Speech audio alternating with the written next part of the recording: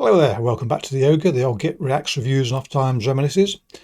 Today we're doing UNRU, I presume they're called. I'm sure I'm wrong, but hey ho. UNRU seems to be a bit of a theme developing with me of late, where I've hung my nose over certain bands' previous albums and been nearly at the point of purchasing, but haven't for probably a variety of reasons.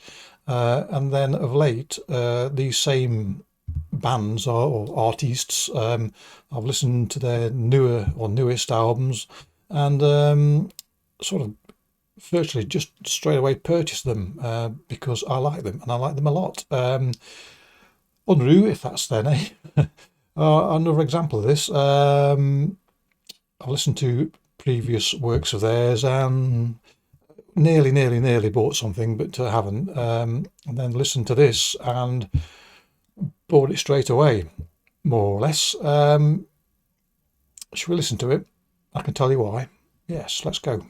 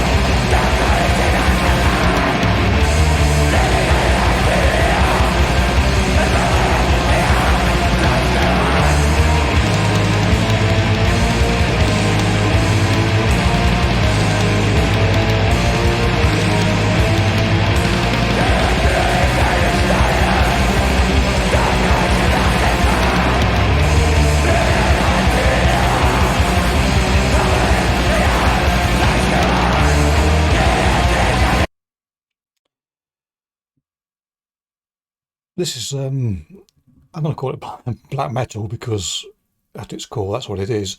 But it has so much more to it. As is the case, musical genres are fluid nowadays. They leech in and out of each other, and you know, labels are there for genre labels are there for a starting point, really, and you can find yourself going in all directions with some bands. Now, if you'd asked me where did this band come from, I would have said Germany, because there is it is a fact, isn't it? Although not exclusive to every country, they do tend to have a sound. A lot of countries due to their cultural background or what have you. And the reason this sort of pointed me to perhaps being a German band is they remind me of a more up-to-date Nagelfar. Some of the riffing on this reminds me of Virus West. Sort of powerful, heavy riffs, which defines that sort of black metal that you often find in Germany, rather than the more let's call it soupy riffing you find elsewhere, because this is a thick broth riff, quite heavy and full, whereas elsewhere people use thinner but more incisive riffs. But anyway, that sounded like a right little waffle, but I know what I'm saying. I think I know what I mean anyway.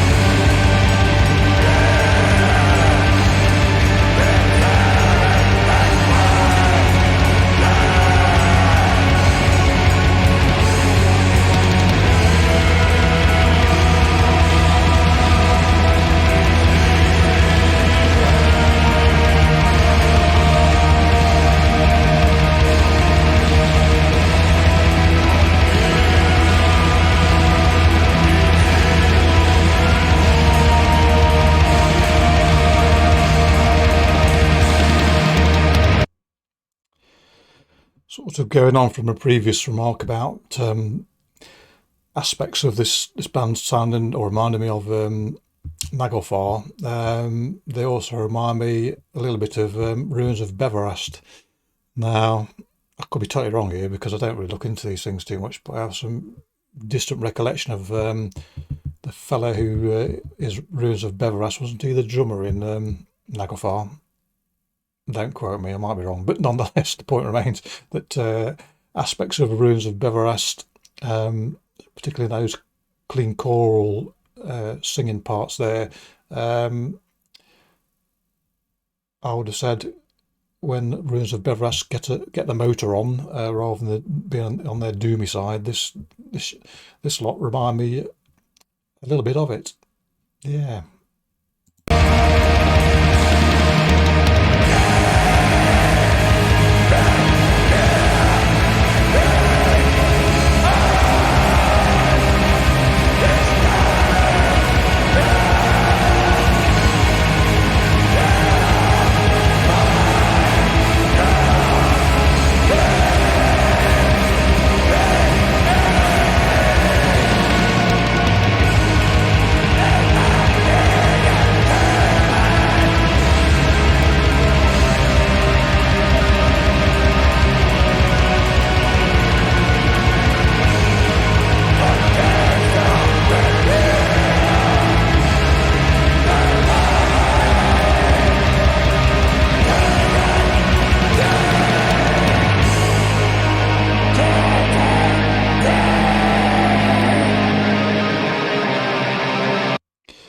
Whilst there's a bit of a lull, they're certainly working at full steam ahead there.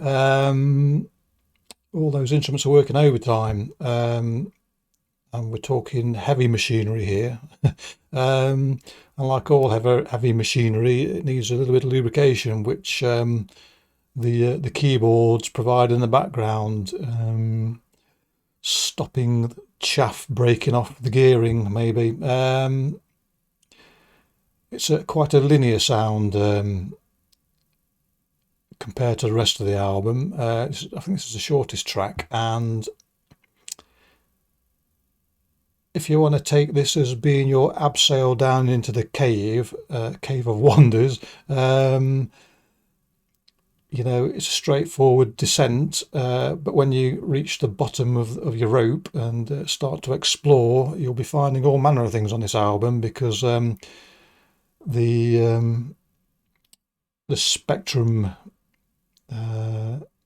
nuances provided elsewhere are quite wide-ranging. You're in for a treat, really, if you do go as far as to follow my recommendation that you buy the whole, or at least listen to this album. Plenty of surprises even await round every corner.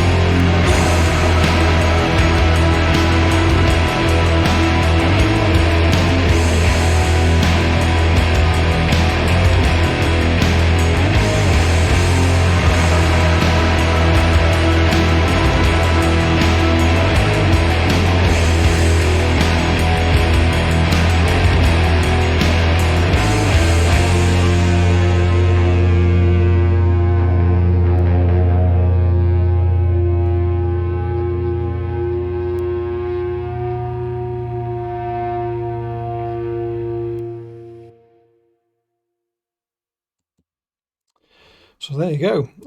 A song, quite an energetic song, topped and tailed by some doomy, sludgy riffing, which, as I say, hints at what you might find elsewhere. There's lots of different styles on this album, on the other tracks. It may not be everybody's cup of tea. Some people just like, their porridge plain. I like mine with nuts and fruit and all manner of toppings and mixes chucked in. So this album serves me well.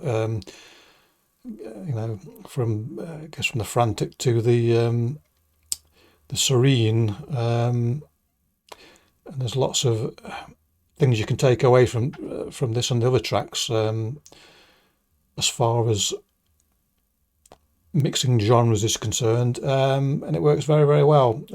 One thing I thought whilst listening to this track is that they've done a good job of making a raw sound appear polished, or a polished sound appear raw, probably more pertinent. Everything is clear, but it still sounds a little bit grainy and muddy and, oily is probably the best way of putting it, going back to that heavy machinery analogy I used earlier. So, lots going off, highly entertaining. Looking at the album cover, another album cover that represents what my head felt like when I was young. Not so much now. There's just an empty void there now. But anyway, yes, I thoroughly recommend you listen to this album if you like a range of music within an artist spectrum. You won't be disappointed, I don't think. There you go. So, yeah, click your bollocks if you wish, and I'll catch you all next time. Cheerio.